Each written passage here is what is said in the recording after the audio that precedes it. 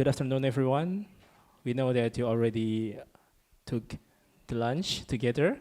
We are very happy that you're already here to engage and follow our activity for today. It is the public speaking competition 2025 in COIL, Collaborative Offline International Learning Faculty of Law, Universitas Islam Indonesia. Please give round of applause.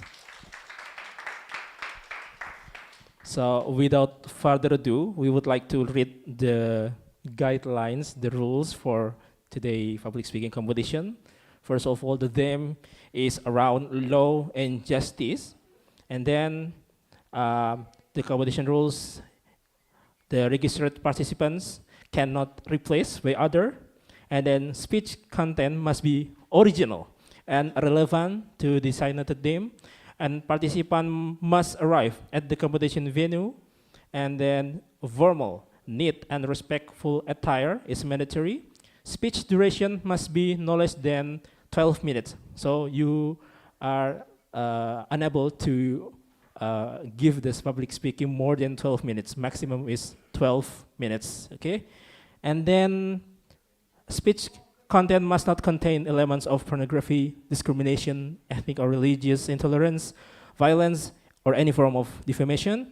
And the last, the speech must be delivered in English. So let's start our competition by reciting Basmalah together.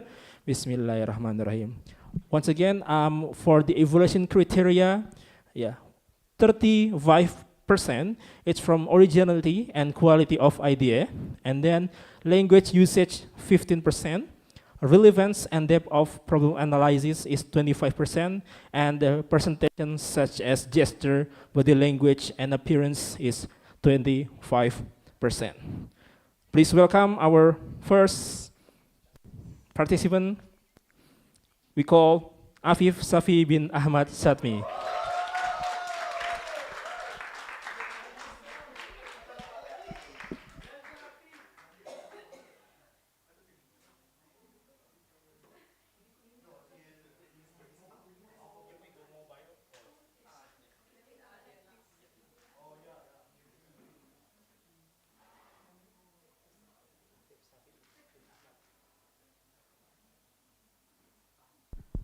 Test.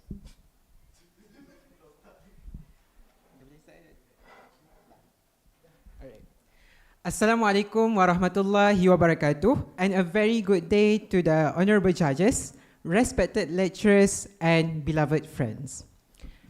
Ladies and gentlemen, let us imagine for a moment.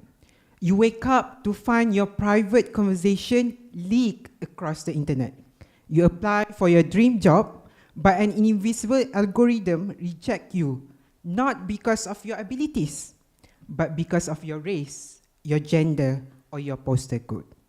You walk through a city where every step, every breath, every move is tracked by unseen eyes. Ladies and gentlemen, this is not the plot of a science fiction movie. This is our reality, the digital era we live in.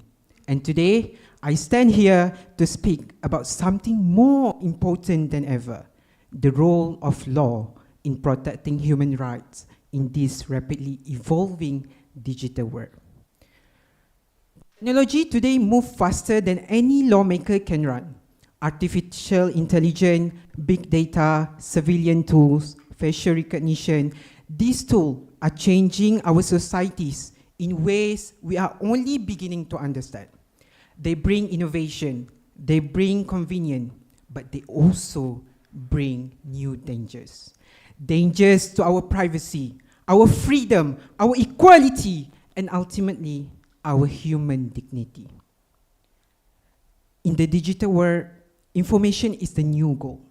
Our data, where we go, who we talk to, what we buy, is collected, analyzed, sold, and sometimes weaponized. Without strong legal protection, individuals become powerless against tech giants and invisible systems. Consider the Cambridge Analytica scandal, where Facebook data from millions of users was harvested without consent to influence election. Without laws to prevent such abuse, democracy itself is at risk. Privacy, a simple concept, has now become a battlefield. Every click, every like, every swipe leave a trail. Did you know that even popular fitness app like Strava accidentally exposed secret US military bases around the world by just tracking soldier jogging routes? This shows that in the absence of strong legal controls, even innocent data can become dangerous. Freedom of speech also stands on a fragile line. We remember how during the 2019 Christchurch attack, the horrific live stream of violence spread across social media faster than authority could stop it. This tragedy reminds us why the internet amplifies free speech, it also amplifies hate. The law must walk a tightrope, defending the right to speak while protecting individuals from harm. Without careful regulation, free speech can become a weapon instead of a right. Discrimination has found a new digital face. Algorithms are not neutral. A study by MIT found that facial recognition system misidentified dark-skinned women up to 35% more than white men. If such AI tools are used in hiring or policing without accountability, bias become automated and invisible. So who stand up for our justice then? Only the law can. And what about the security? Cyber attacks today do not need armies, only a laptop and internet connection. In 2017, the WannaCry ransomware attack crippled hospitals, banks, and businesses across 150 countries. In the UK, hospitals had to cancel thousands of surgeries because their computers were frozen. Clearly, borders no longer protect us. A virus written halfway across the globe can cause real-world suffering here. And the law must evolve to defend not just our physical spaces, but our digital ones too. Ladies and gentlemen, we are at a crossroad. The question is not whether technology will continue to advance, because it will. The real question is, will our human right advance with it? Or will we be left behind, stripped of dignity in the names of efficiency? So what must be done? First, we must demand transparency. Companies and government must be honest about how they collect and use our data. Second, we must champion new legal protection framework that defend privacy, ensure fairness in artificial intelligence, and protect freedom of expression without opening the door to abuse. Third, we must educate ourselves and others, for ignorance is the greatest threat to freedom. And finally, we must insist that technology be built with ethics, not just profit in mind. The law must be a living shield, flexible, vigilant, and strong enough to protect the timeless values of human dignity in a world of endless change. In conclusion, technology is neither good nor evil. It is a mirror reflecting the values of the society that will it. If we believe in human rights, if we believe in justice, if we believe that progress must serve people and not the other way around, then we must fight for laws that protect those rights at every turn. Because, ladies and gentlemen, human rights are not relics of the past. They are the foundation of the future we are building, a future we must build wisely, boldly, and above all, together. Thank you.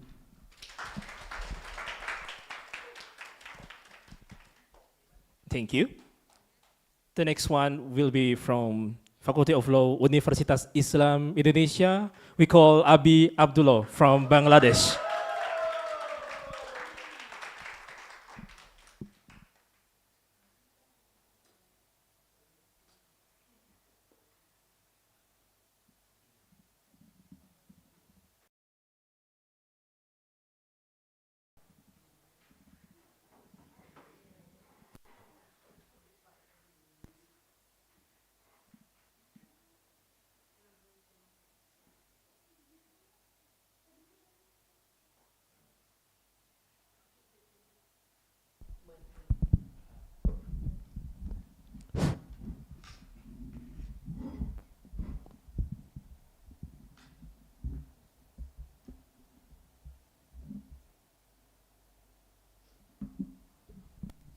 Okay, time starting from now.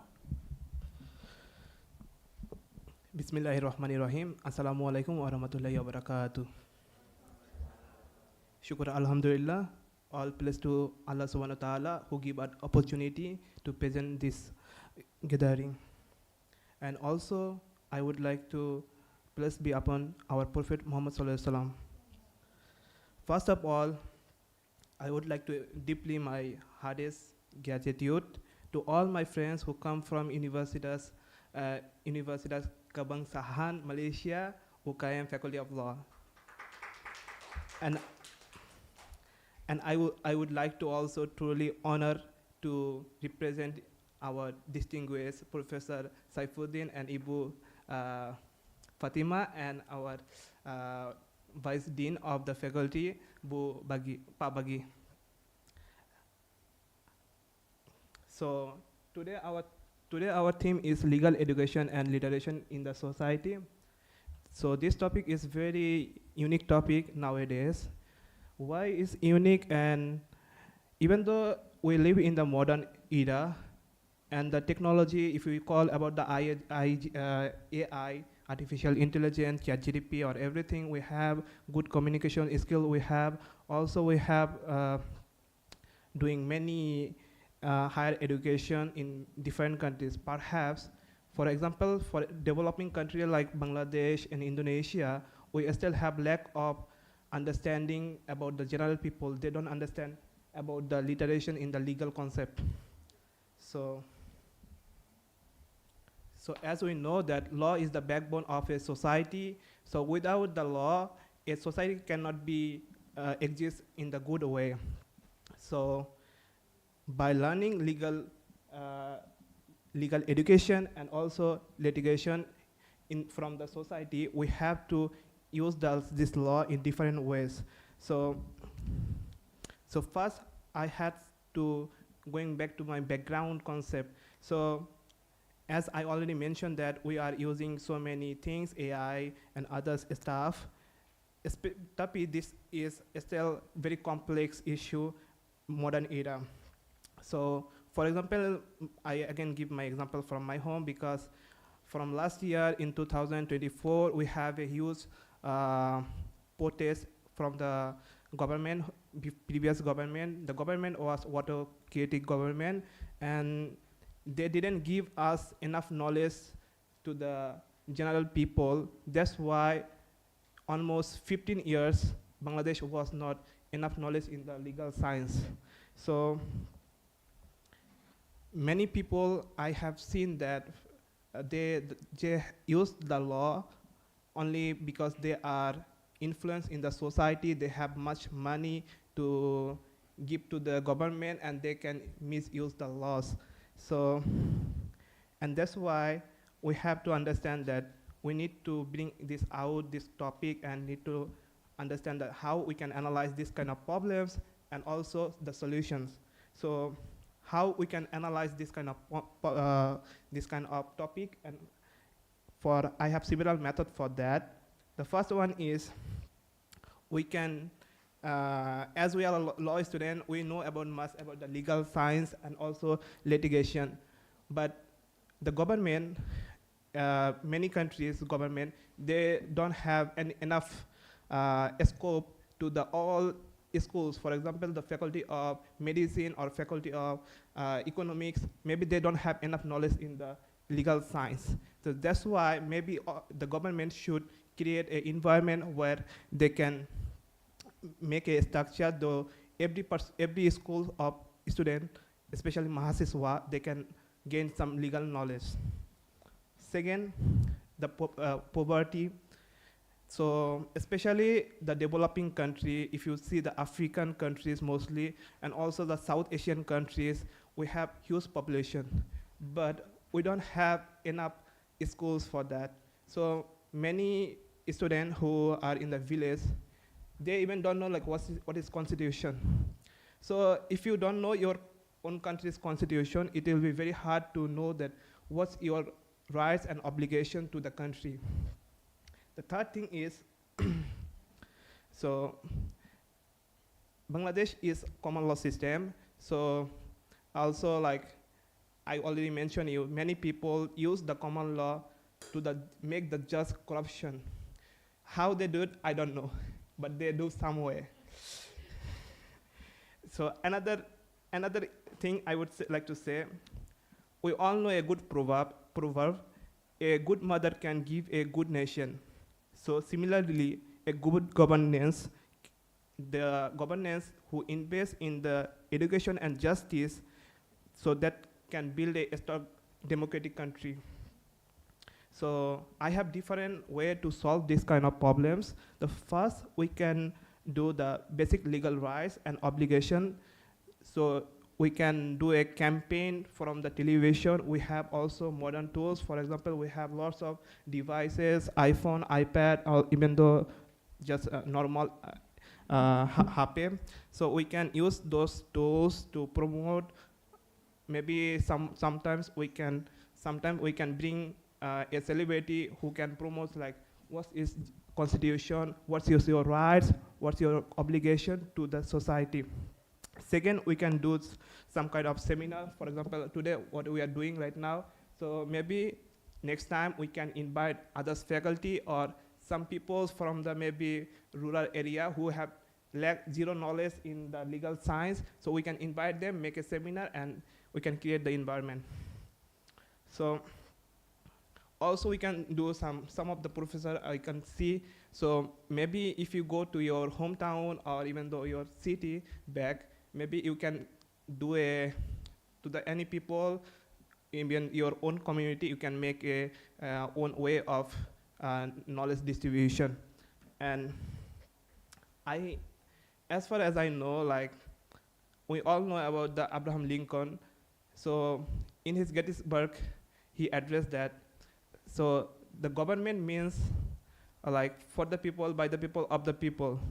So we all have to work together, even though like we cannot rely on only about the government. As a human being, also we have to understand that, yeah, we have to do this. And this is the steps we can do the solution. So let's make a conclusion. Democracy is not about voting for a few years.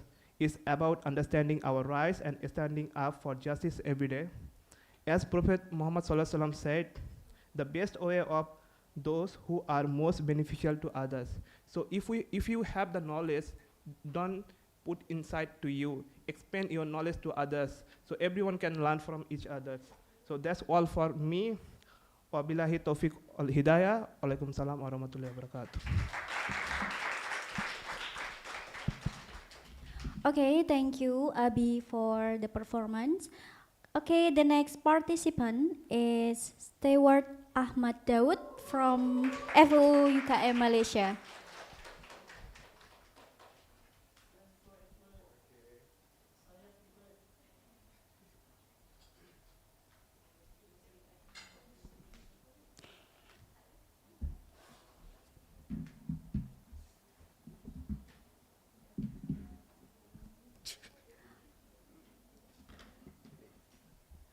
Okay, your time start now.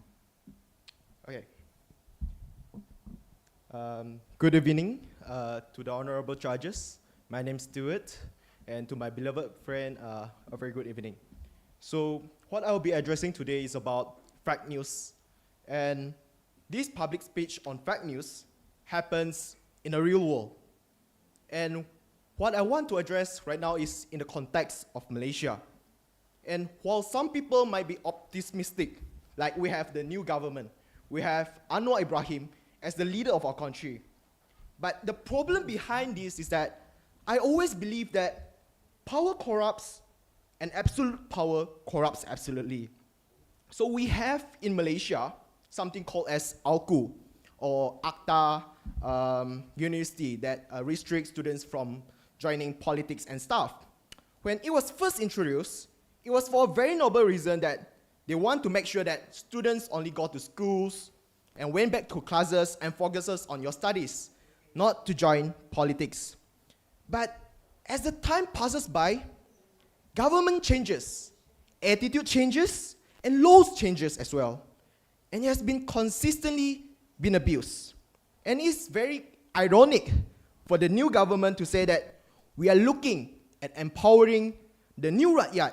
We are looking for the new Malaysia Baru Rakyat, which can differentiate between what is right and what is wrong. Yet, there are the ones who say that this rakyat cannot differentiate between what's right and what's wrong. I firmly believe, ladies and gentlemen, today, at this moment, at this very second, that even if there are lies that spread out all of these platforms, all of you in this room, you have the ability, you have the opportunity to arbitrate or to decide what is right and what is wrong. Because even if the fake news is wrong or blatantly wrong, the risk of allowing the government to arbitrate and exploit the vulnerabilities is a cost that which we are not willing to take. So in our public speech today, I have two things to ask in this room. First, why we should never trust a government, which is quite ironic in Malaysia. Second, even if we take the stance that the best case scenarios, that there are genuine lies, fitnah, belaka-laka, there's not even a partial truth or even a valid truth. Why is it still harmful for Malaysia to practice the government to actually control fake news? Okay, so why is it bad, ladies and gentlemen? One, if we have a council to decide what is right or what is wrong. Previously in Malaysia, we have MCMC Council, which decided what is Akta Sakit Hati. The Akta Sakit Hati, for example, previously we have a convicted Prime Minister in Malaysia, Najib Abdul Razak. So they make a satire post about him. Muka Najib badut, so itu ialah Akta Sakit Hati. Muka Anwar Ibrahim badut, itu ialah Akta Sakit Hati. So what is the comparison in our side today? So what I want to propose in this public speech is that I believe that it's much better to allow the citizenry, which is the people on the ground, people like us, people in this room, to make the decision on what is right and what is wrong. And it is not for the government to arbitrate on what is right and what is wrong. I have two grounds to propose in today's speech. First, I would like to say that what falls today can be true 10 years down the road. While my friends like to use examples from other states, for example, I like to believe that we shall refer in the context of Malaysia. In Malaysia, 10 years before this, while Najib is not a convicted prime minister, nowadays, evidence shows, data shows that he indeed steals money, 2.6 billion, and even more than that. So what falls in 10 years before this is something that is true 10 years later. Second, the ones who arbitrate over the truth is often the government, especially when the government can exert the pressure for what's right and what's wrong. Let's look at the example that happened in the parliamentary sittings. The government stated that what is not authorized news on 1MDB is considered as fake news. And a council was set up, appointed and selected by the government of Malaysia that take cues from the minister, who sit there appointed by the government itself, exerting the pressure of political itself, especially when we are dealing with something that is subjective. So we have to take an ambiguous line in between. And it's better for us to learn a side of caution and allow people like us to decide what is right and what is wrong. While some people might say, hey bro, go to the court lah if you think you are correct, right? But the problem behind we are going to court, we are spending money. And when that happens, it will surely show towards the public that when someone tells the truth, they'll be dragged by the hand of justice. And millions of others, our friends, our families, they'll be scared and will no longer take the risk of sharing what is real news and instead what is not fake news. And just because of that, we have media platforms like Astro Awani and ST, The Star. They'll be afraid to share something that is everyone knows is correct, but considered as fake news, which by sole reason of being fear of being shut down. And these are the consequences that are too big to deal with. So let's balance, right? Public speech is just like the debate. We have to look at the other side. So let's take the best case scenario, okay? So even if it is a genuine lies, memang fitnah, Fitnah 100%, yang apa yang kau cakap tu ialah fitnah. So how do we deal with that? One, we are living in a technological world. We have TikTok, we have Facebook, we have Twitter.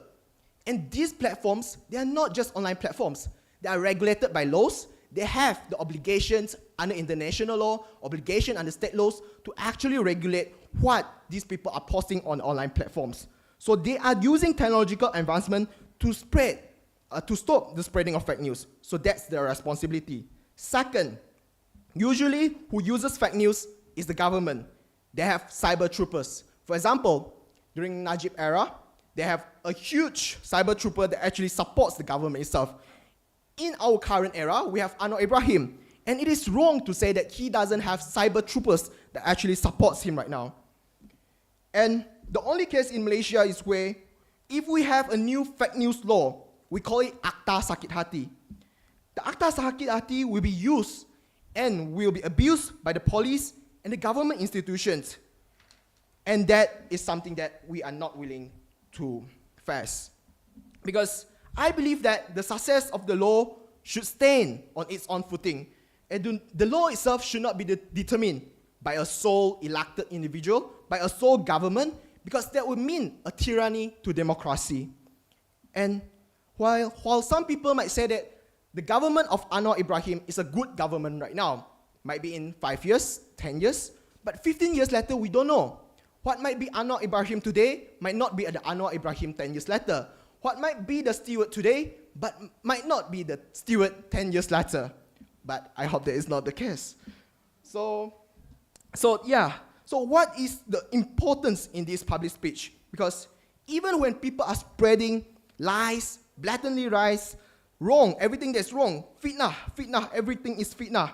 I trust our electorate, our people, our Indonesian friends, our Malaysian friends to deal with it by using technological advancement, and we have already talked about it just now.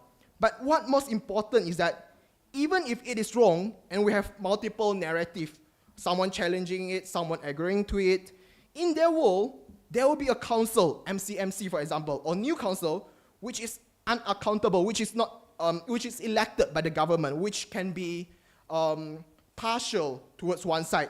Unfortunately, I trust the government, I trust our citizens, I trust my friends, I trust Mikael, I trust Afif, and everyone in this room that they have the opportunity and the ability to decide what is right and what's wrong. Unfortunately, ladies and gentlemen, I don't want the new Akta Sakit Hati to come to Malaysia or even in any parts of the world, because that's when the tyranny of democracy will take place. And by that reason, I've seen a lot of people change when they climb towards a certain positions, when they climb to become government itself. They change, the personality change, everything changes, and all they want is position and power. But I don't want to see this happens.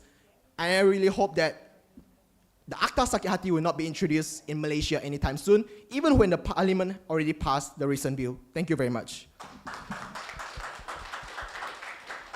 Okay, thank you for Stewart from the great presentation.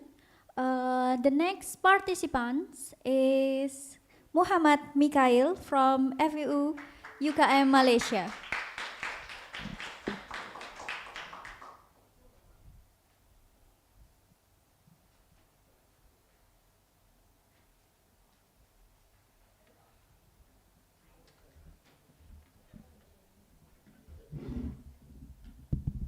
Okay, your time start now. Assalamualaikum, Dajahau, Vanakkam to our honorable judges and learned friends.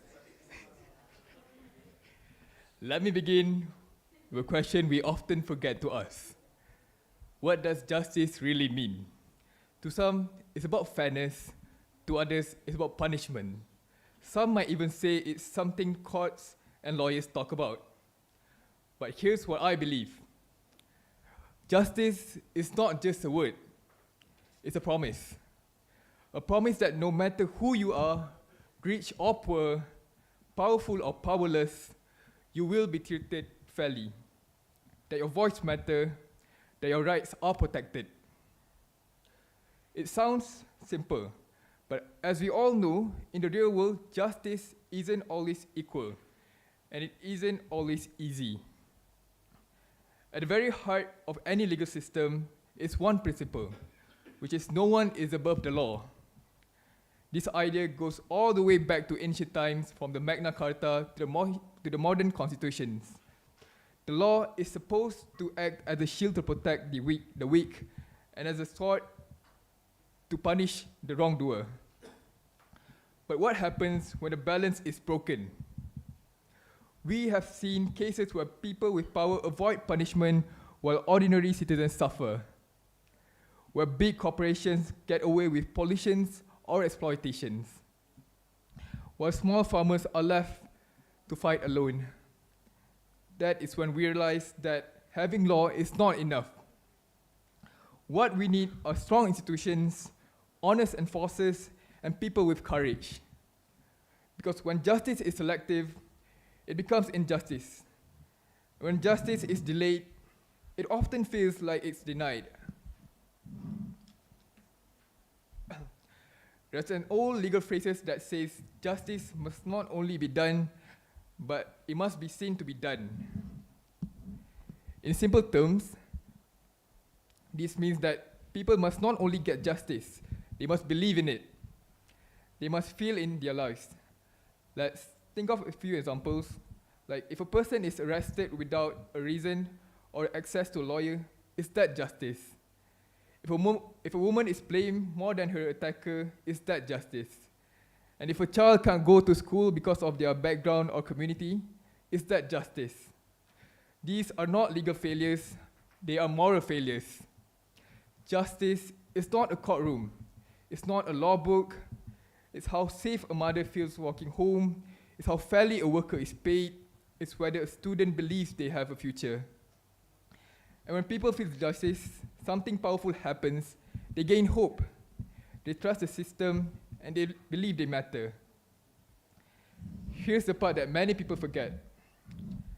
Justice is not only the hands of judges, lawyers, or police. It is in our hands too. And every time you stand up for someone, you defend justice. And every time you refuse to stay silent about wrong, you protect justice.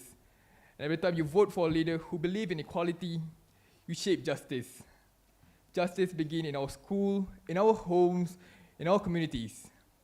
It begins with that simple belief that everyone deserves dignity and fairness. Even small acts matter, like helping someone understand their rights, speaking out when you see discrimination, and volunteering for a cause that fights injustice. These might not make headlines, but they make a difference. Because when people act with fairness, we become part of the solution. So, in conclusion, what is justice? It's not just a courtroom decision. It's not just a government policy. It's a promise we must fight for every day. Because if you don't care about justice, who will? Let me end with this. A society without a justice is like a body without a heart.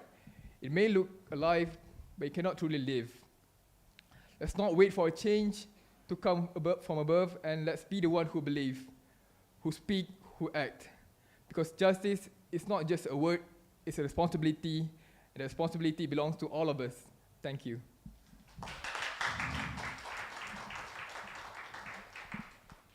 Okay, thank you for Muhammad Mikael from the great performance. And the next participant is from University Islam Indonesia, Imelda.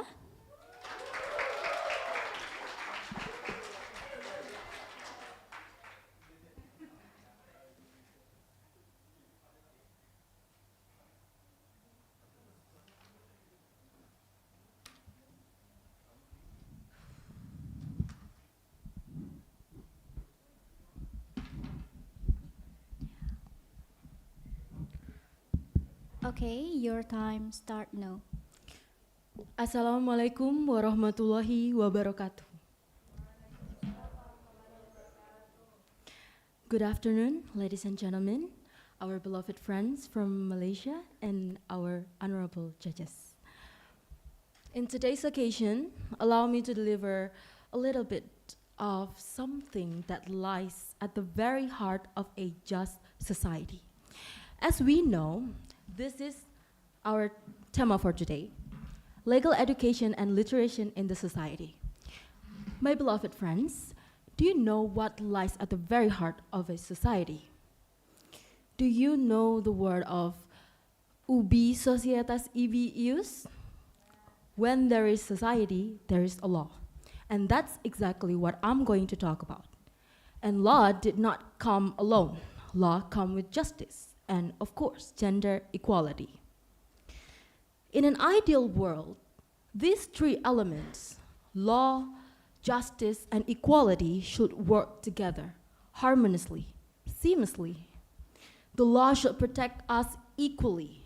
Justice should be blind to our gender. And equality should not just be a dream. It should be a lived reality.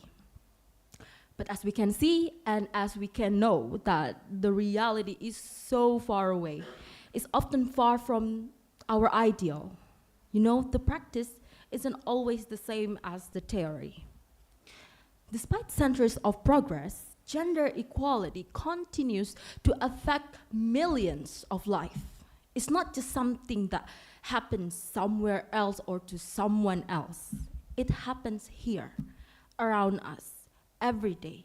It could be subtle and it could be brutal.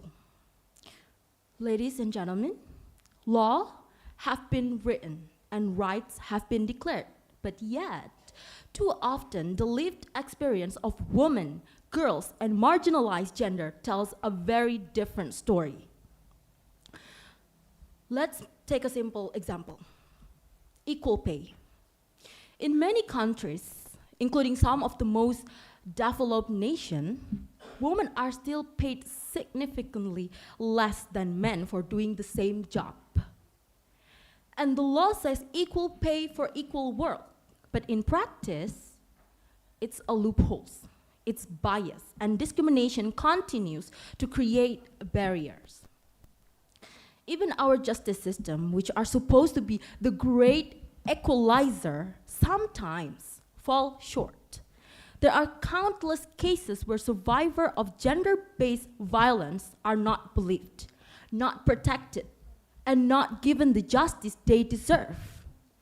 Even in many courtrooms around the world, outdated stereotypes still influence decisions, questioning what the survivor was wearing, why they didn't fight back, why they wait to report.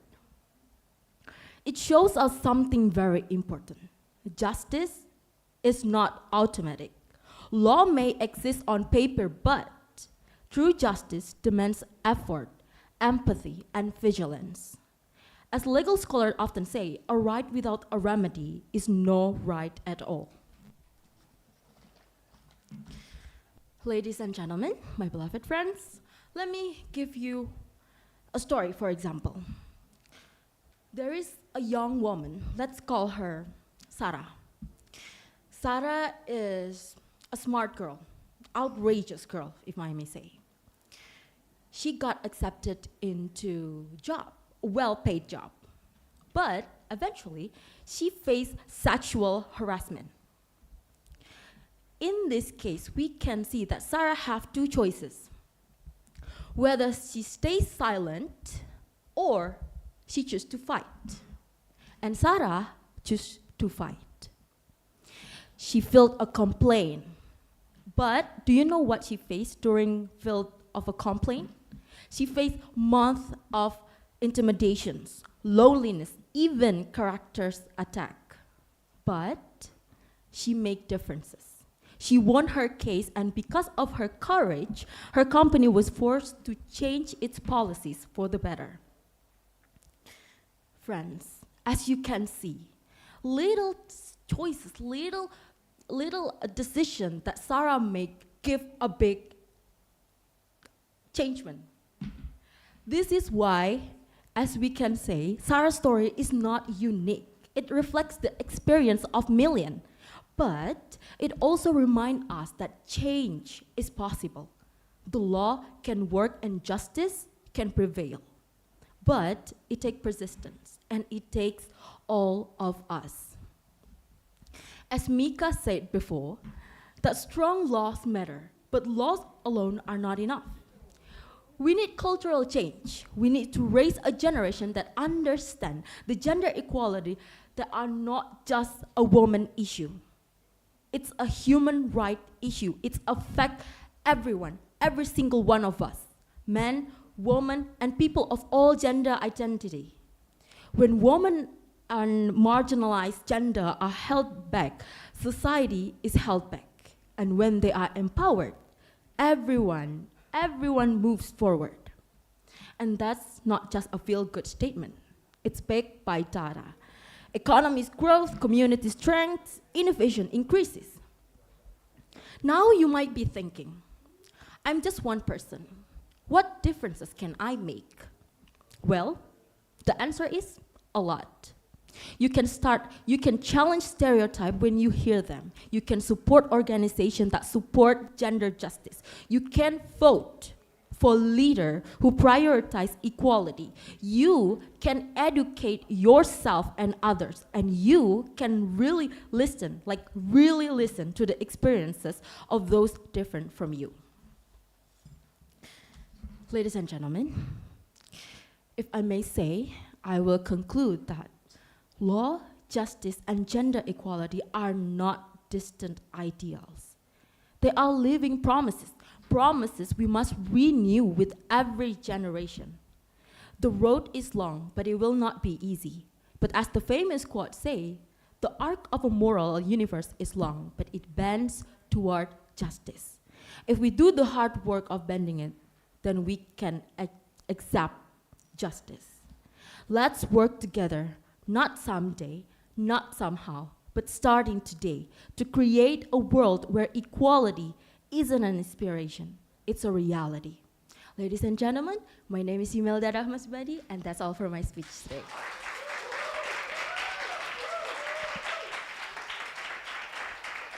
Okay, thank you for the performance. Okay, the next participant is Brandon from UKM Malaysia.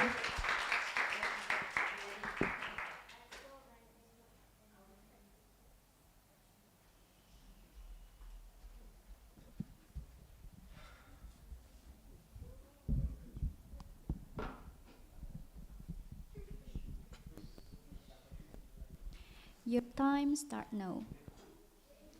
Hidup, hidup, mahasiswa. Hidup, hidup, mahasiswa. Those were the chants that echoed through the walkway from Sogo of KL all the way to the Independence Street of Malaysia. A very good morning, afternoon, and Assalamualaikum. I greet to all honorable judges, Pak Bagya, Dr. Suhaizat, Dr. Fatima, audiences and friends.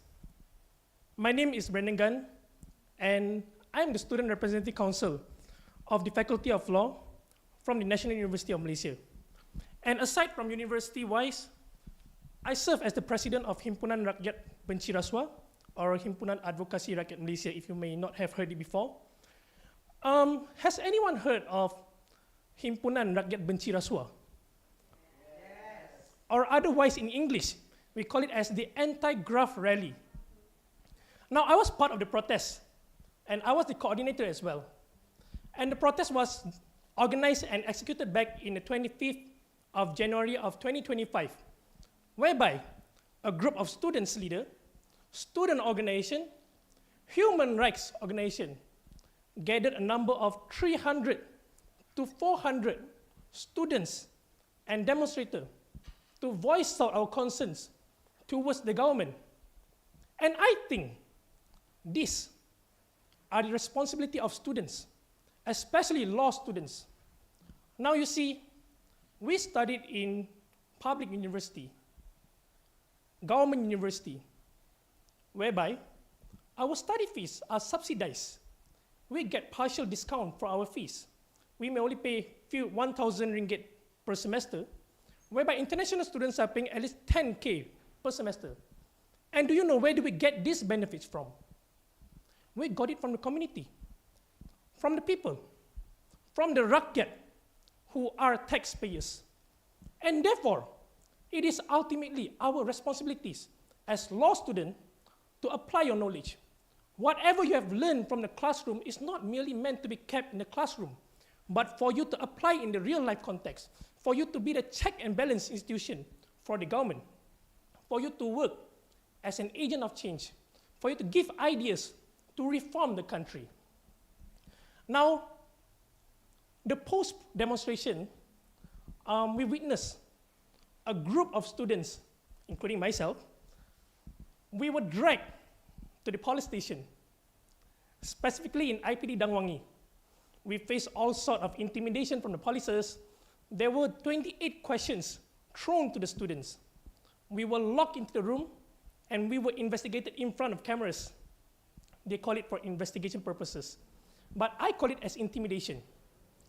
If we look to the Federal Constitution, specifically at Article 10, we have the right to voice out our thoughts, to demonstrate, to speak up. However, if we look in the law that we have in Malaysia today, we have a lot of internal contradictions of subsidiary law. For an example, Akta Hasutan. Have anybody heard of Akta Hasutan 1948? Yes. How many times has this regressive law been implemented and has been executed onto demonstrators, activists, and students merely because they chose to voice out? And a very nice point brought up by Stewart regarding to AUKU. For me, this is an absurd law. How can you possibly restrict students simply because they choose to participate in politics? Simply because they choose to serve as an agent of change towards the opposition that we have today. Therefore, if we look back into the demonstration, what are the implications? We were dragged to the court, and we were dragged to the police station, I'm sorry. Yeah, actually there were rumors that the DPP were planning to charge us. However, do you know, as small as an individual, your voice can be heard by the government. Let's look into the reason there are parliamentary proceedings that we had 2 months ago. The Public Assembly Act 2012 were passed. They agreed to amend the bills, specifically in Section 11, whereby they said, oh, you need to get notice. You need to get the notice and permits if you want to protest. And if you look to the Article of 10, it is completely different. It is a full contradiction. And therefore, Rakyat Benci Rasuah, this demonstration, has brought about amendments toward the Public Assembly Act for the benefits of students. And this is what we should do today. Apply your knowledge and make changes. And you might wonder, why should students demonstrate? Why should students take the extreme approach? Well, as students, I believe we can always choose to do diplomacy. We can choose to protest as well. Both of these are democratic processes, and it is allowed under our law. And look in the protest, what are the objectives? I'm going to name drop some politicians. We have Dato Seri Najib Razak, who is implicated with scandals, corruption, criminal breach of trust involving 2.6 billion ringgit. We look at our Deputy Prime Minister. What is his name again? Yeah, Zahid, thank you very much. 47 cases, and he is still the Timbalan Perdana Menteri, and he was given DNA as well. If these two individuals not enough, how about Datin Sri Rosmah? How about Bung Mokhtar and his wife, who is involved with Kayu Balak Rasuah? They were given DNA. And if Semenanjung is not enough, let's go to Borneo. We have TYT Musa Aman. And I think this name is big enough. His cases has been dropped into the court. And he was given TYT Musa Aman, TYT, Tuan Yang Terutama. And this is why students should voice up. And let's go back to the demonstration. What are the three objectives? First, we urge for the separation of AGC and OPP. The Office of Public Prosecutor is directly under the AGC. And the AGC, the Chief Justice, were appointed by YDPA through nasihat from Perdana Menteri. And you can tell me there is no interference with the executive? Nonsense. Let's go to the second point, which is the institution of SPRM. In today's days, our SPRM is fully liable and responsible to the Prime Minister and to the politicians. They have to make a report to them. And at the end of the day, what happened? DNAA. If there's no new prosecution, they get DNAA. Dismissal amounting to acquittal. Full dismissal of case. And last but not least, in a demonstration, we urge for the implementation of, what is the act again? Political Financing Act. So what is Political Financing Act and why is it important? This particular act is going to ensure that all politicians declare their asset and to reduce all sorts of corruption issue, internal delegation of fund, misappropriation of fund, etc. And I think that is all from me. And I really hope this is not merely a public speaking competition. I believe as a student from Malaysia, especially from the National University of Malaysia, I'm here to deliver a message and to share my message to all Indonesians here. Thank you very much. My name is Brandon Gan.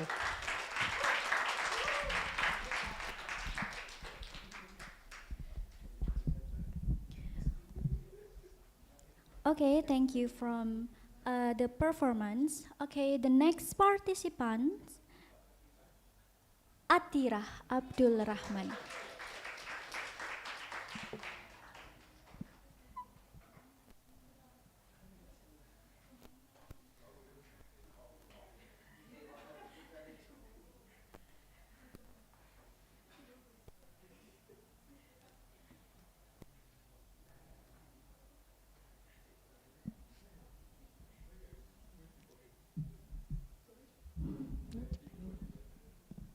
Test. Okay, your time start now. Okay, Assalamualaikum and good afternoon, everyone. So before I entered law school, before I even knew what the word jurisdiction meant, I had already had my law lesson before, but not from a professor or not from a textbook, but from my mother. One night during a long car ride, I was bored, so I was playing with the light switch inside my car. You know, the little button that makes the light turn in? So my mother, in full panic, said, no, don't turn on the light or else the police will arrest us. Hearing that, I thought, wow, I had no idea that flipping a switch could turn me into a criminal.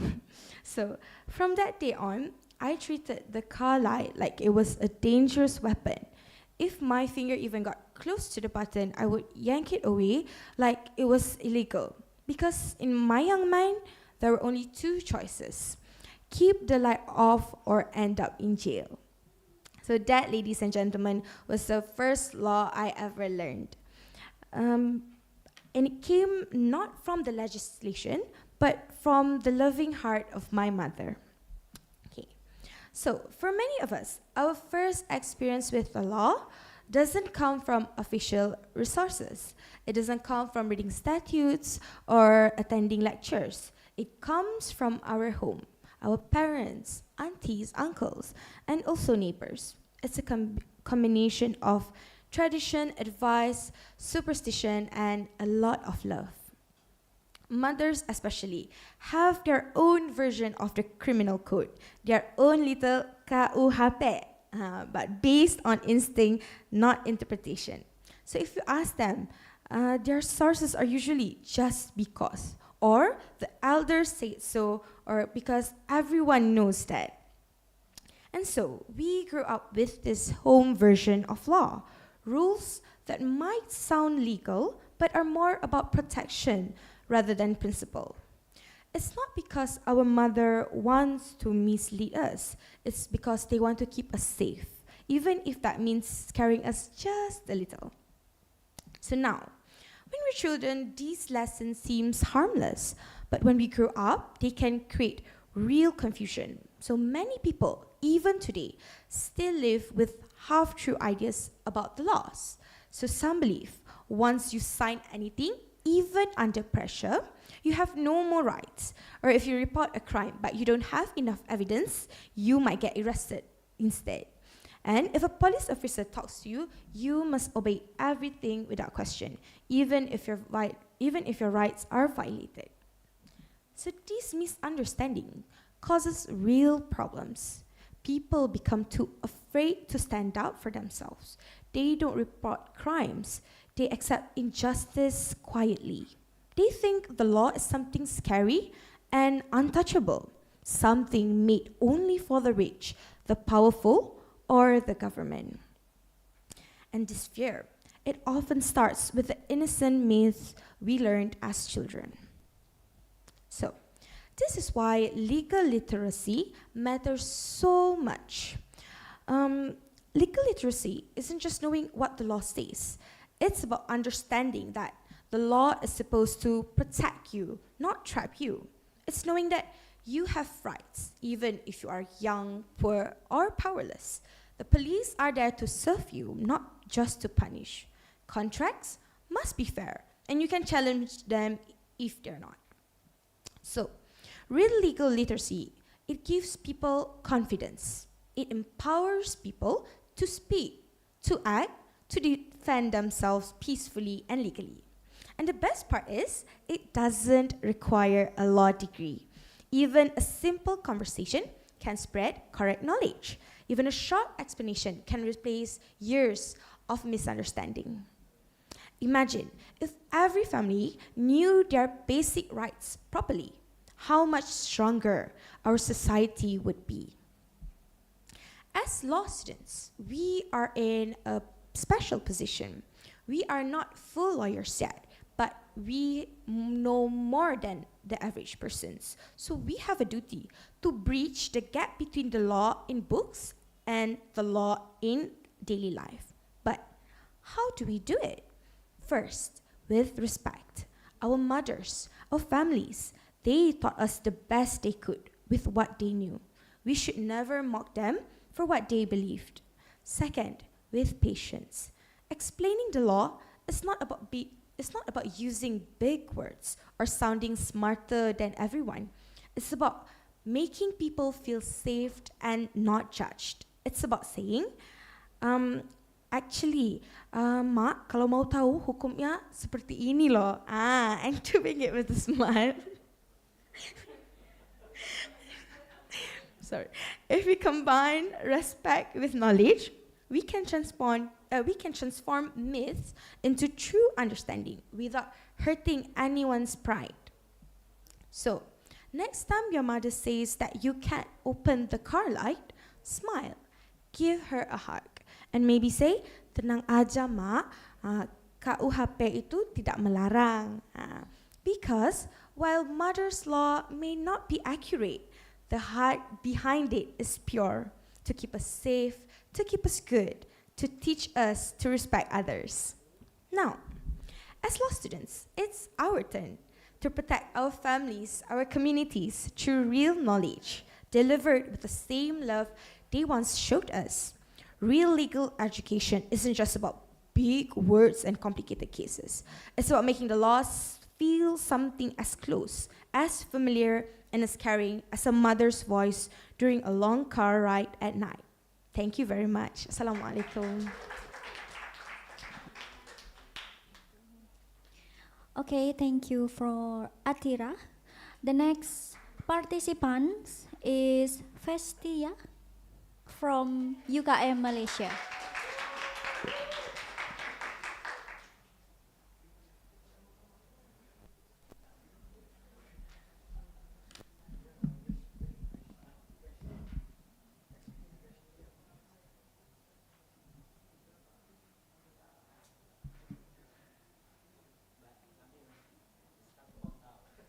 Your time start now. Okay. Good afternoon, everyone. To respected judges, students, and lecturers. Let me start with a confession. I learned more about courtroom battles from Suits and Law and Order than I did from textbooks. At first, I genuinely believed that every trial ended with a lawyer shouting, "Objection!" and everyone gasping dramatically, with the background music at the back. But let me tell you truthfully, real courtroom dramas, there's no dramatic music, there's no surprise confession, there's no Harvey Specter walking in slow motion. Mostly, in reality, it's with bundles of document, polite argument, and a very tired lawyer at the back. Today, let's walk together into the real courtroom. Talk about what TV forgot to tell you, not to ruin your favorite shows, of course, but to reveal why understanding the real law, not just the TV version, actually matters. First, on TV, the timeline is magical. A crime happens on Monday, trials on Tuesday, and the verdict comes out on Wednesday. Justice is served faster than instant noodles. In real life, it takes months or years even to set a trial date. In Malaysia, for example, the case of PP versus Gan Bun on 2017, the trial stretched out for years. By the time the final judgment arrived, Netflix had launched at least 50 shows. Also, TV shows make it seem like lawyers are solo superheroes, where they pull out arguments out of thin air. In real courts, if you try that without citing a proper legal authority, you're not a hero. You're the lawyer everyone quietly praying for. Judges expect you to back your points with actual law, like citing the federal constitution, statute, and precedent cases, not just your feelings, and the dramatic objection. In real courtroom, you can't object just because you feel it. The objection must be rooted in proper legal grounds, relevance, hearsay, and leading questions. Otherwise, under section 228 of the Penal Code, you can risk of contempt of court, just because you're shouting contempt of court. Sorry, objection. And by the way, there's no jury standing around looking shocked. Malaysia mostly uses judge-only trial system. No 12 angry jurors debating in the smoky room. Now, you might ask, why does it matter? I'm not a lawyer, I'm not a law student. So what? Why does it matter if you're not in the courtroom and courtrooms are more exciting on TV? It matters because law is just not about TV show plot. It's real life, real people, real consequence. Now you may ask, so what? So, in TV courts, people underestimate that seriousness of laws where when people think that they know their rights based on micro said in suits, but had never really read even the basic law, they are playing a dangerous game. When people believe TV mites, they end up making serious mistakes. For instance, take an example in the Donner and Stevenson case. Snail in the bottle case. The lesson is not about snail or ginger beer. When a commoner reads it, they'll just think that, oh, there was snail in a ginger beer, that's it. But for us, as a law student, we knew it. We knew it's the introduction of idea of duty of care, the people who owe responsibility to others, even without a direct contract. And another mistake a commoner would always make is, they think that they can just ignore a contract because you don't feel like reading it. In the case of Lee Estrange versus Grokup, 1934, it clearly taught us, when you sign, you are bound. Even if you skip the small print, no refunds under any circumstances, you can't refund such item back. Or thinking you can sue someone for emotional distress because they unfollowed you on Instagram. In reality, court applies strict rules. You must prove duty of care, breach, causation, and damage. It's not as easy as on one angry tweet. Next, common mites TV created. I didn't read the contract, so I'm not binding. You still have to pay the overpriced gym membership even if you used it and you didn't. Just because of you never read the contract doesn't mean you can just become a free rider. Mite number 2, you can sue for anything. Sure, you can sue for a lawsuit for your neighbor's ugly garden, which is hurting your feelings. But whether you win, another story. The courts don't entertain frivolous claim easily, thanks to the principles under the Order 18, Rule 19 of the Malaysian Rules of Court 2012, that allows court to strike out cases without merit. And the Mite 3 is justice is instant. I hate to break it to you, but justice moves slower than your Wi-Fi on a rainy day. Okay, take PP versus Ko Wakwan, a criminal case that had reached the federal court before the important clarification on children's right under Article 5 of the Federal Constitution were made. It took time, but at last it mattered. Real life implication. So here we go, where it gets serious. Because we don't know what our real rights are. We are vulnerable. Scammers thrive because people don't know their rights under the Consumer Protection Act. Ethical employees, they take advantage because workers don't understand the Employment Act. And even ordinary citizens, we lose our money, property, because they didn't check if a deal was legally valid. Ignorance is not dangerous, but it's expensive. When you are sued because you accidentally breached copyright law, even by using free images for your business page, you'll wish you had read more real legal stuff and fewer Instagram caption. So what TV could teach you, but they didn't? Imagine if TV shows taught us what a power of attorney really is. How to check contract is void under Section 24 Contracts Act, and what burden of proof truly means in criminal versus civil trials. TV shows are fun, I'm not disagreeing, but in reality requires legal awareness. So, the solution isn't complicated.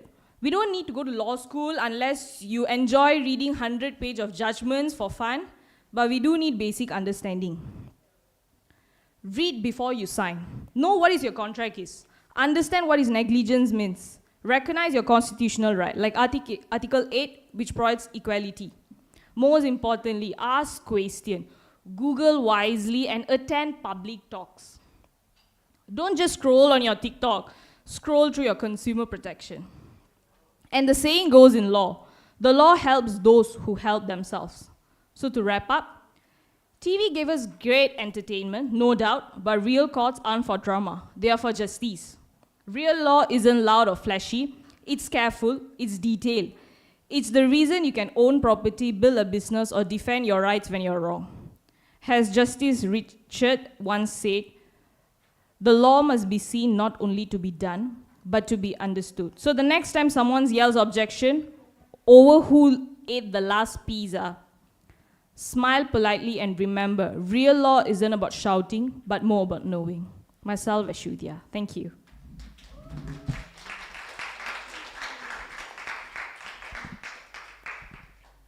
Thank you for this speech. Okay, the next one we call Brother Ifat Afiq bin Adam. Please give a round of applause. Yeah. So this is before the last, we have the last speaker. It will be with Brother Fadil. Yeah.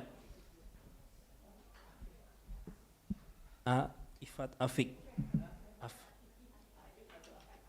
Oh, Ifat, right? Yeah, Ifat.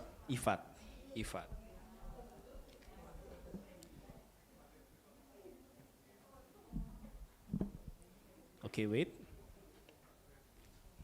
Mas Putra ready? Okay, start from now. Assalamualaikum and a very good afternoon, everyone. And I am so sorry. It's going to be an anticlimactic ending from now on. It's not going to be the fun as you see from the previous speakers. Well done, by the way. It's going to be downhill from here, I'm for sure. So anyway, so the theme today, a very good afternoon to my friends, the esteemed judges, Pak Bagya, Dr. Suhaizat, Dr. Fatima, and also my fellow friends back there. So the theme for the student public speaking competition is legal education and literation in the society. So I want to ask something. I feel like it's not just us as students. I feel like lecturers also had this question when they pursued law in the first place. There will always be a time where your friend or your family member will be like, oh nanti bila jadi lawyer nanti bagi tahu je tau, nanti kita akan tolong kes apa ke gitu-gitu. So it's definitely a situation where your friends or your relatives will come to you and be like, after you finish your law degree, let me know, I will want legal advice from you, if anything. It may be seen as a joke, but it's actually something that we should really look into as to how desperate or how concerning it is that one person needs to get legal aid or legal literation. Because we can see that almost in any part of society where rights are written but is not understood, and the laws exist but it tends to be a bit unreachable in the essence where at this point justice becomes a luxury rather than a particular right. And this inaccessibility, it causes a desperation of society because of the fact that not many people have access to justice. And why is this? Because we all know court process is most expensive thing in the world, I would say, and it's time consuming. So this unreachability is something that really gets people to really understand that for someone to claim something or to seek justice is definitely not the best particular way as opposed to other alternatives. So what is the importance? Why am I relating to legal education and legal literation in society? Because even if people understand their rights, for example, even if people like us, we understand as law students, but what if we can't afford a lawyer in the first place? What if one person who reads so many law books but is not a law student, but they can't afford to get a lawyer? It is it is as close to as no function as well for them to actually have a legal knowledge. But having this particular access to legal justice or anything is something that is so beneficial to society. And that is what legal aid should be imparted in society. And legal literacy is not just about memorizing statutes. It's about knowing your rights, your protections, and your power. For example, if I put in a real life situation, for example, you found out that your partner cheated on you. So you're trying to bring points to say, macam, you're trying to say like, oh, on this night you did this, so this is where you're wrong. Or on this day you did this, you went out with someone else. Or the next day you went to buy someone else food in the first place. So these points to show that, yes, I know what I want, and I know what I'm gonna bring, and I know you're wrong. But it's different in the legal world, where it seems to be here is that you have the points, but you don't have the access because of the high fees, and of course because of the resources that is not as many. And that is where legal aid comes in, to show that legal literation is definitely beneficial in society. And with having this particular legal aid, it definitely brings about as to how a community can really bring people together and to understand law in a much more humane way. And if I would like to quote our Homeland Chief Justice Tuan Tengku Maimun, in the Malaysian Law Students Legal Aid Convention, she mentioned that in order to truly realize the right to access justice, legal must not only exist, it needs to be accessible, available, and visible to all layers of society. And that should be the standard that we should be aiming for, and not basic access, but widespread access for everyone. So what do we have to do? So there are 4 things that we can do. Firstly, we have legal outreach in schools and kampungs. For example, like what our brother Abi said in his speech earlier, he mentioned to get legal outreach to rural areas around the state or even around the world. So that is something that we can implement as us legal law students or even legal aid should provide. Having legal outreaches that can benefit not just one society or one layer. It's for everyone. And the other thing is to have a clear law in local languages. We know that laws, we learn in statutes that it's quite confusing, the words are very ambiguous, but as law students, we have that duty mentioned by Brandon and Atira. We have a duty to interpret them and to help the people. And that is where legal aid comes in and legal literation comes in. It helps them to understand what the law is. It helps them to really know that, okay, this is not right, I should not do this, or this is not right, I should fight for this. So that is what legal literation is very important. So it's to truly recognize what rights do you have and what wrong that someone did to you that you can redress or you can take remedy for. And because justice, it should not be something that is silent or to be whispered in courtrooms. It should be loud. It should be given to everyone. It should have a voice to all communities in all parts of the world and not just one state or one place or one area. And when we make legal education and legal aid widespread, we don't just protect rights. We ignite change. And because of justice, when it is truly for all, it becomes not just a legal right, it becomes a human one. And if I were to quote from Plato, justice is given where justice is due. And that is all from me. Thank you.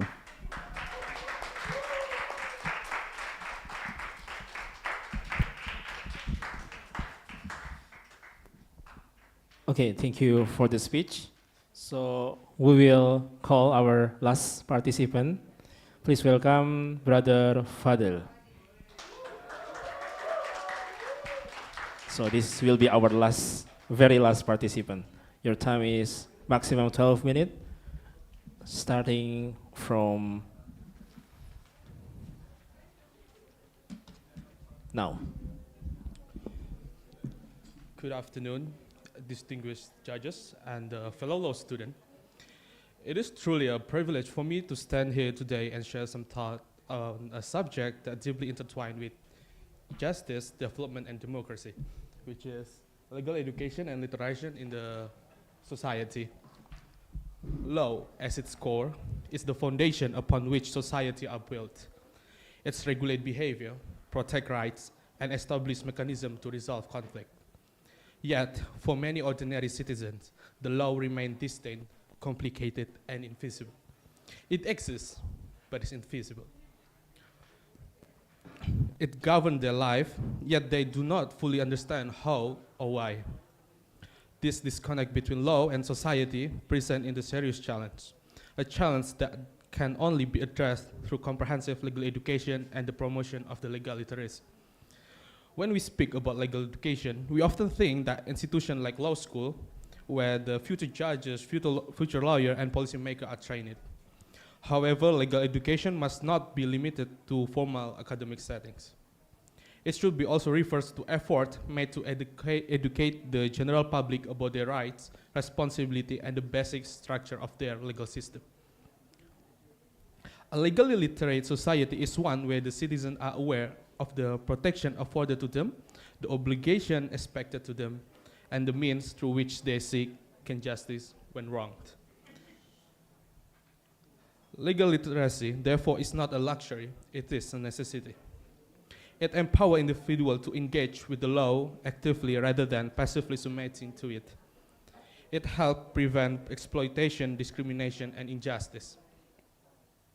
When people understand the law, they are better equipped to sign a contract without fear, to participate in meaningful democratic process, and to advocate for themselves and the others.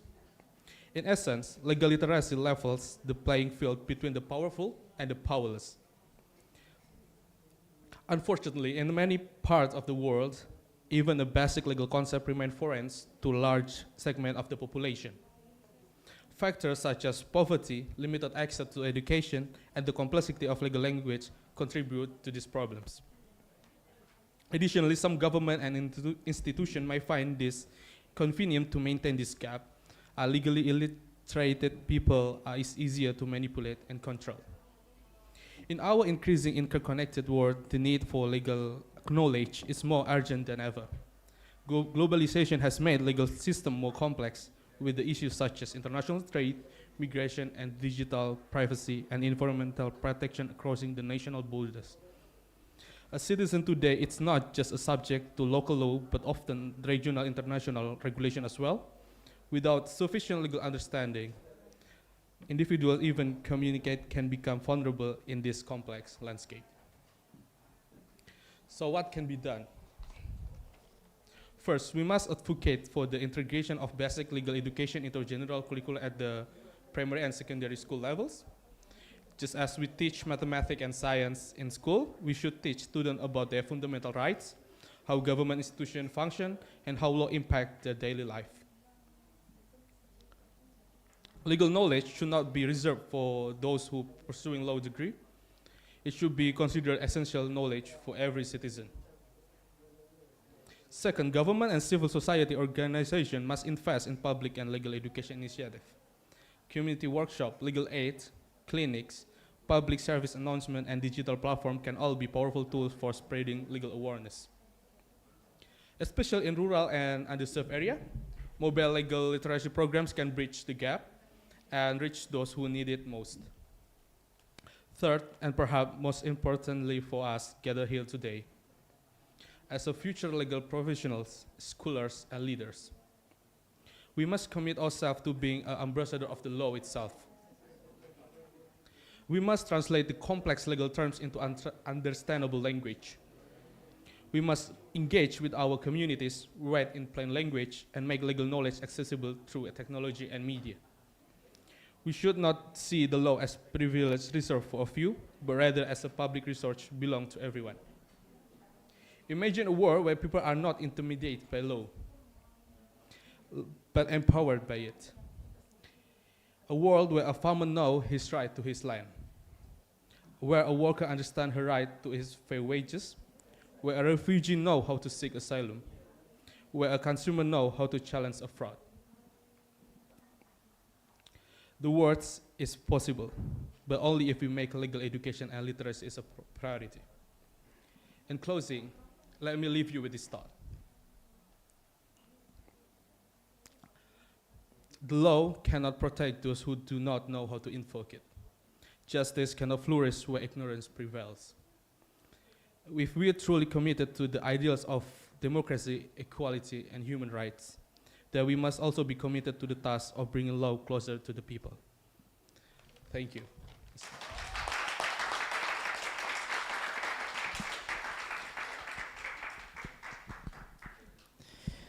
All right, so that's the last speech for our public speaking competition for this afternoon. So we will hear maybe 1 or 2 minutes critiques for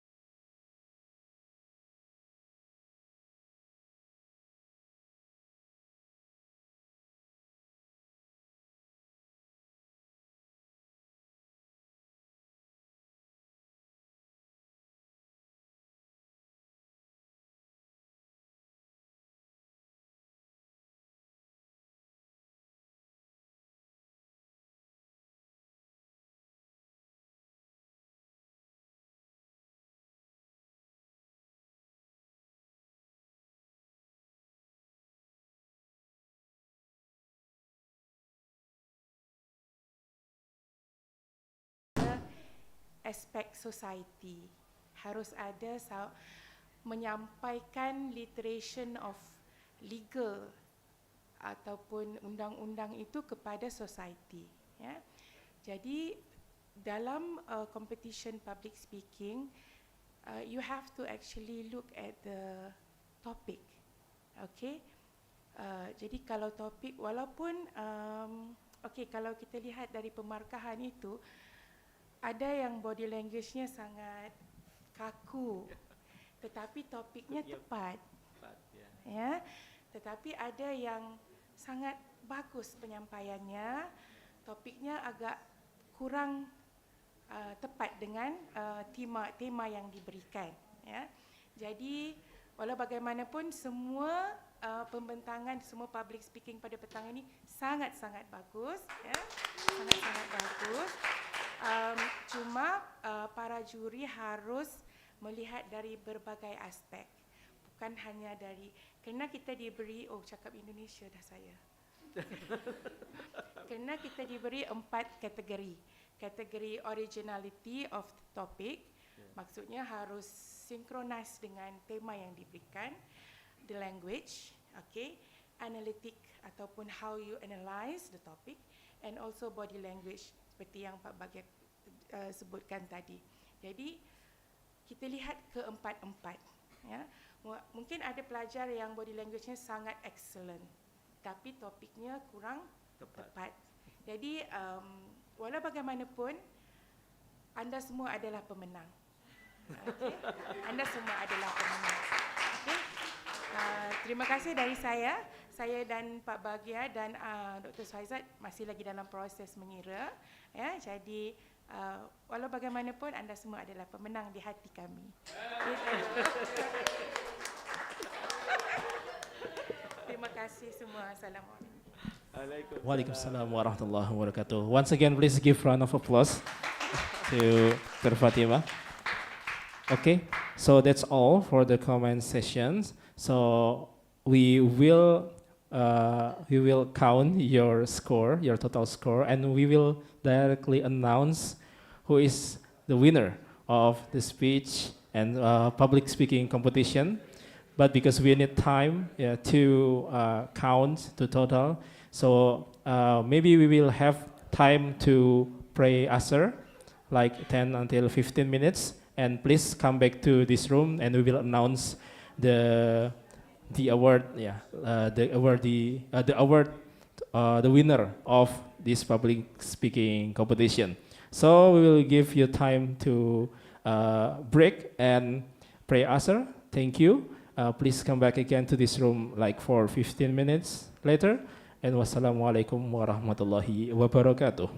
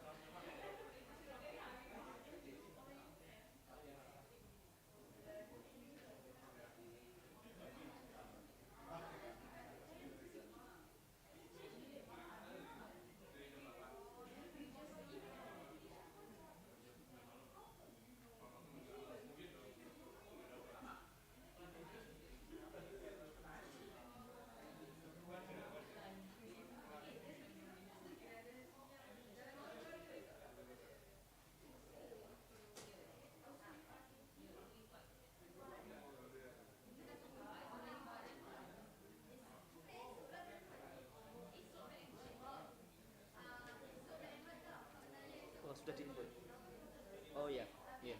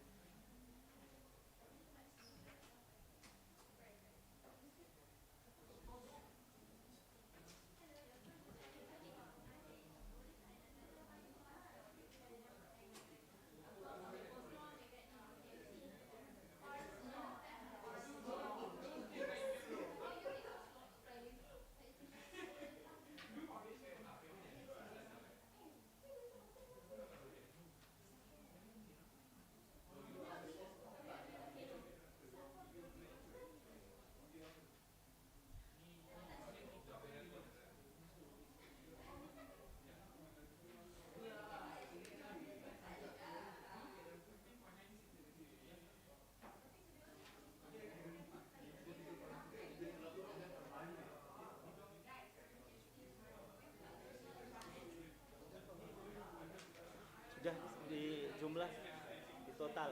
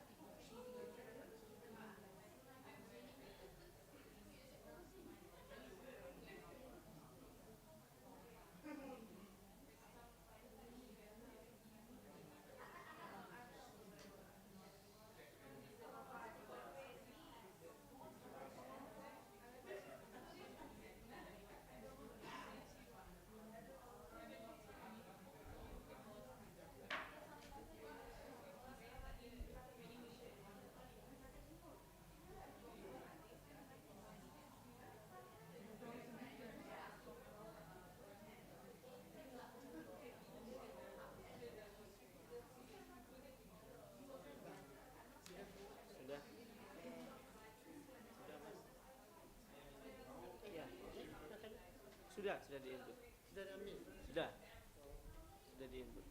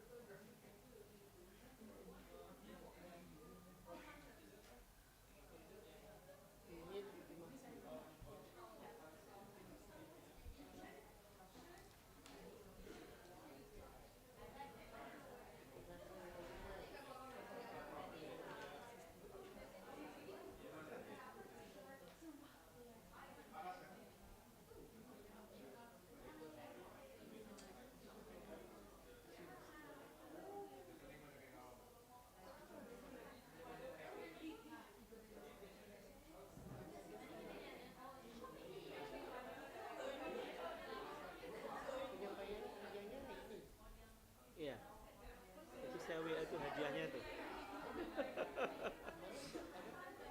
Di Pak Izzat, nomor Pak Izzat. Hadiahnya tuh. Oh, sudah ada. Hadiahnya sudah ada ini dari petang. Iya. Bagi sebulan.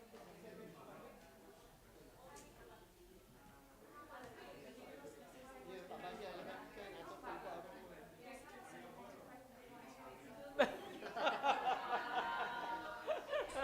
Bupati Mani. Iya. Ya, perlu masa panjang seperti itu ya. Tak boleh terhad.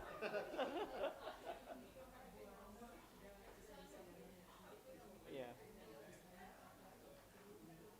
Oh iya. Terus harus ke Karita. Karita itu busana muslimah. Busana muslimah. Khusus. Ya macam baju koko, macam hijab, macam telepung, macam.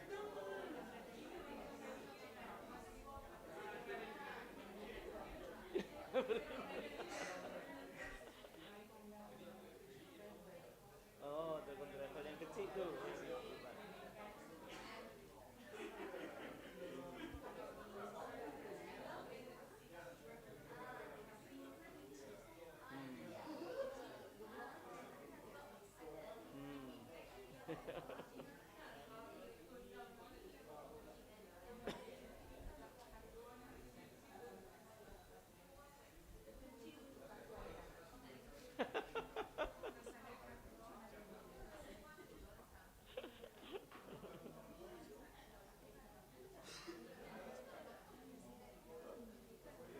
Oh ya,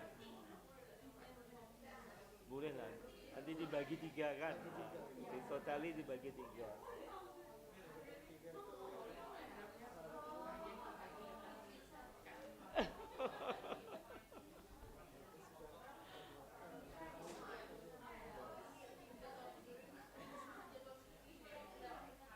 Ya. Islam student. Indonesia. Ya.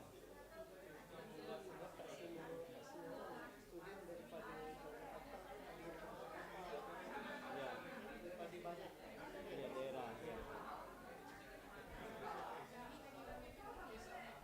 Ya.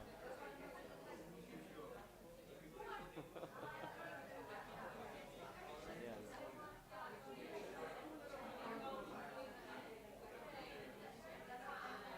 Ya.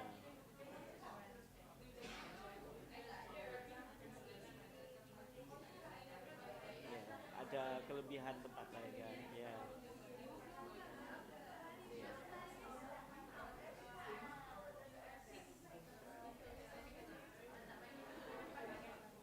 Ya. Ini pun the first juga belum pernah dibuat kompetisi. Jadi mahasiswa sini pun juga belum pernah ada kompetisi.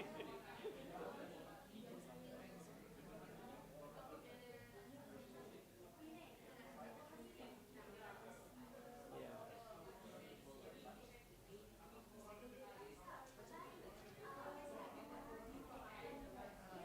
Ya, ya. Ada penekanan. Ya.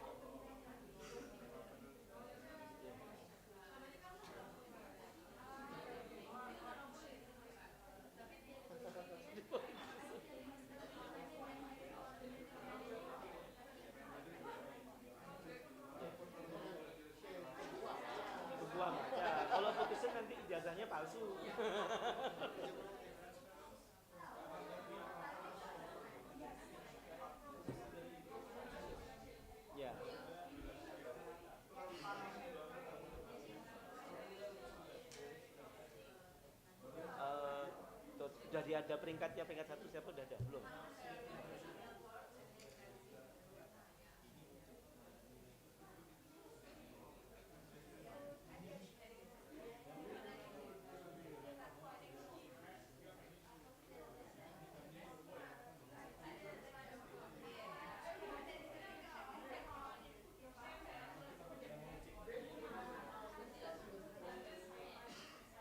Langsung aja ditulis peringkat 1, peringkat 2, peringkat 3 itu langsung. Tulis dulu biar jelas.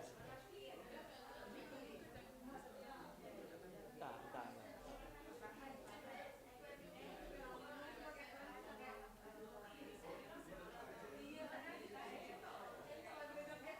Ya. Final aja. Ya. Ya.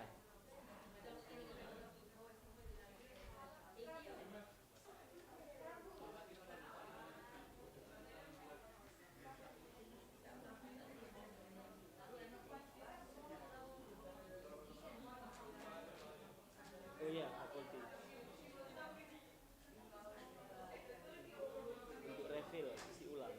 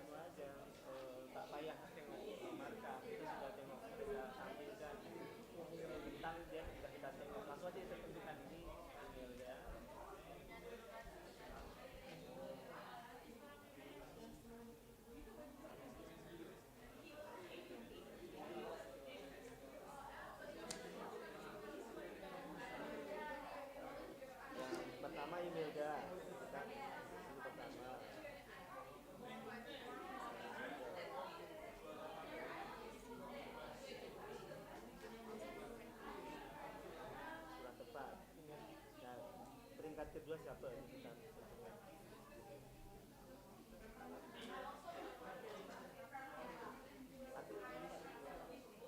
Ifat, ini nomor 2. Nomor 2 atau nomor 3?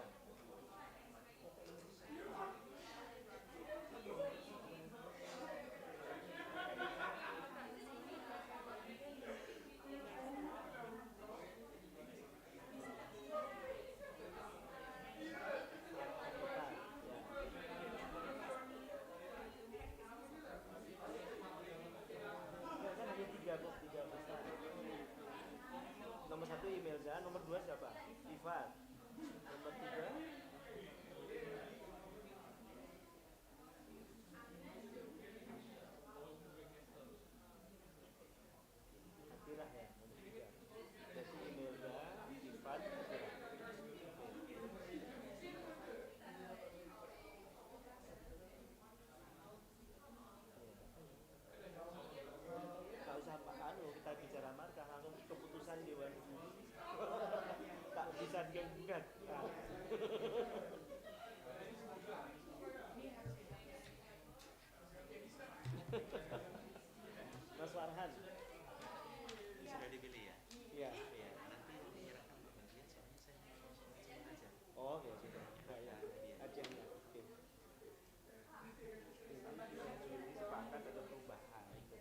nggak usah disebutkan markahnya. Pemenangnya Imelda, yang kedua Ifat, yang ketiga Akira. Di video itu nggak punya dokumennya, tapi nggak usah pun nggak apa-apa, panggil aja, nggak paham. Ada peringkatnya sudah langsung itu dibaca. Ikut. Oh iya iya.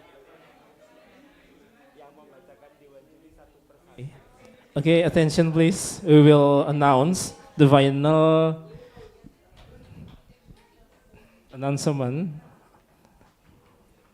The winner of today public speaking competition. Mas Gelar, is there any music? Yeah, okay.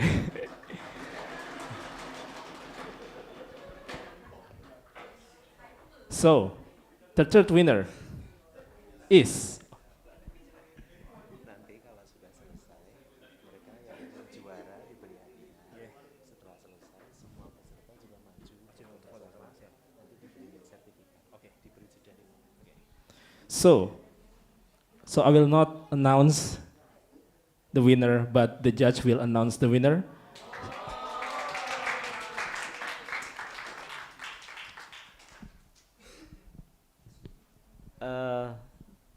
The first and the The third. third. From the third. The third is Atira. Please come forward. Yeah.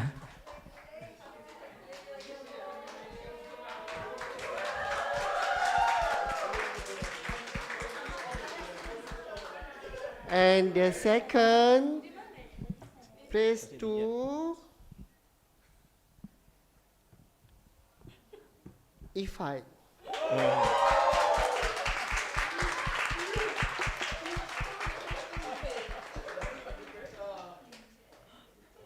Okey, di tempat pertama jatuhnya kepada Miss Imelda. Oh.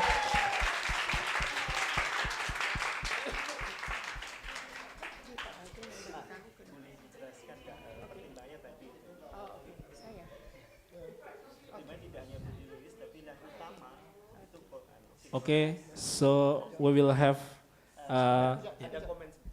comments. Yeah, please. Okey, saya tahniah kepada para pemenang. Okey, seperti yang saya sebutkan tadi ya. Tak payah pusing ya, saya panas sini ya. Saya boleh. Boleh bawa. Magic. Okey. Pertama sekali tahniah kepada pemenang dan seperti yang saya maklumkan tadi, pemarkahan itu paling tergantung kepada ketepatan topik. Ya. Kita punya pemenang juga yang lain yang jika dilihat pada kehebatan bercakap itu, anda pun sudah tepuk-tepuk tangan tadi kan? Tapi kerana pihak juri mahukan ketepatan topik itu yang paling utama, prioritasnya ketepatan topik. Okey. Dan yang kedua dari segi analisa topik. Okey. Tapi nanti kalau kamu lihat markah-markah itu semuanya bermula dari 80 ke atas. Semua sekali. Ya. Semuanya cemerlang. Semua cemerlang, semuanya hebat-hebat anak-anak ini. Ya. Cuma yang dipilih itu memang betul-betul kerana dalam speakingnya, dalam apa ucapannya itu ada menyebut apa tadi? Kalau yang saya ingat, Ifat ada sebut apa? Community literation. Ada perkataan community literation itu. Okey? Keywords, kata kunci itu ada. Jadi Imelda dan Atira juga ada sebut tentang how to literate the society daripada kecil, bagaimana Imelda pun ada menyebutnya. Tapi yang lain itu semua hebat-hebat ya. Okey, itu sahaja dari saya. Satu daripada saya sikit. You all semua hebat, tak ada masalah. Cumanya macam ni, bila kita satu hari nanti you nak jadi peguam, isu yang you perlu tahu ialah isu apa dan kita perlu jelaskan apa isu itu. You tak boleh nak merewang. You adalah bakal peguam. Betul? Sebab itulah kita pilih tajuk yang mesti tepat betul-betul. Kita tak tengok you all hebat macam mana. Just macam tu. Just dia akan tengok you punya ketepatan, bukan you punya cara you untuk you bekerja. Okey, tahniahlah semua. Jangan buka masam tu tak lama. Tahniah semua. Okey? Okey, itu saja. Thank you. Falas. Okey, kita nak bagi penyerahan hadiah. Silakan Farhan. Baik, untuk penyerahan hadiah kepada juara ketiga akan diserahkan oleh Dr. Fatimah. Silakan.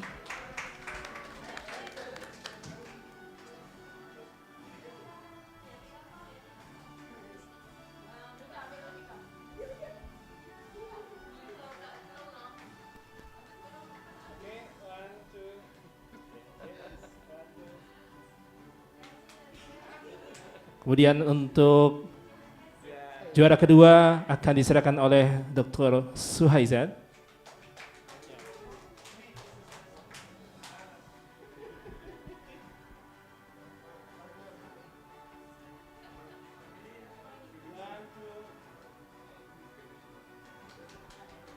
Dan untuk juara pertama, posisi pertama akan diserahkan oleh Dr. Bagja.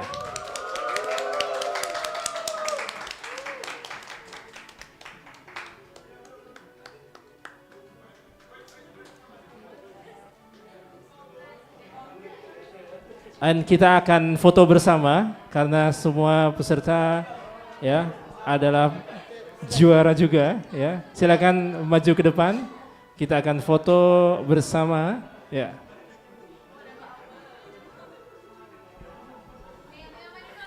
Silakan kita melakukan foto bersama untuk badis ya. Mahasiswa baik dari Faculty of Law UII and also FUU UKM ya. Silakan bisa menempati panggung untuk foto bersama.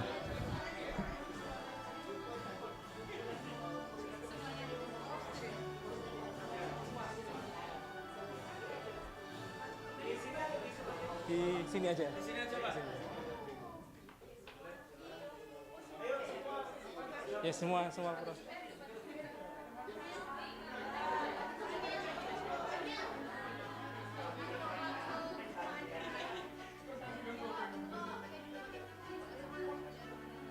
Siap Ibu. Sorry.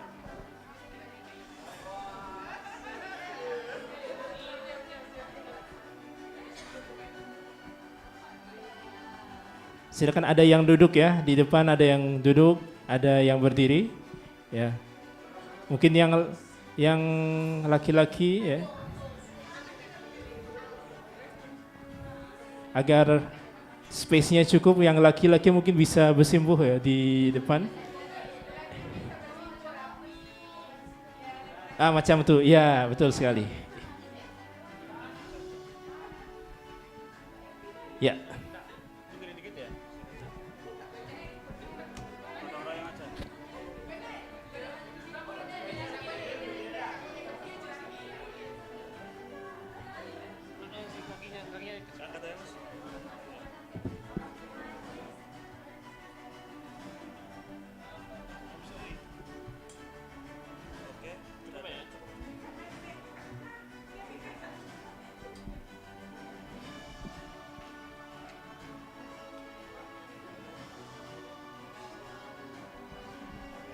Okay. Ready? Okay, formal session first. Yeah. 1, 2, 3. Smile. Again. 1, 2, 3. Smile. Okay, freestyle. 1, 2, 3. Say Jogja. Okay, one more, yeah. Say Jogja in my count. 1, 2, 3. Okay, thank you.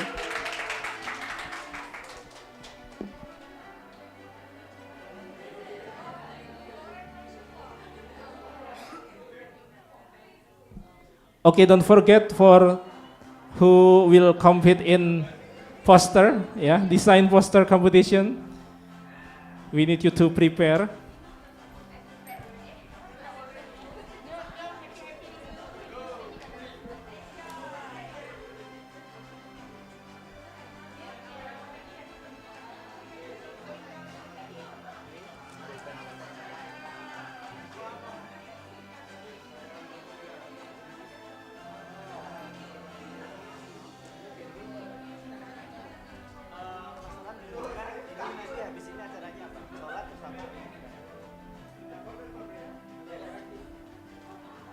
Guys, we only have 10 to 15 minutes to pray, and then please go to the bus directly. We will go directly after this to Hamzah Batik. Yes, Hamzah Batik is the name of the store. It's not only sell batik, but there is so many various merchandise there. Yeah, so please prepare, and for those who already pray, you can directly go to the bus. Yeah.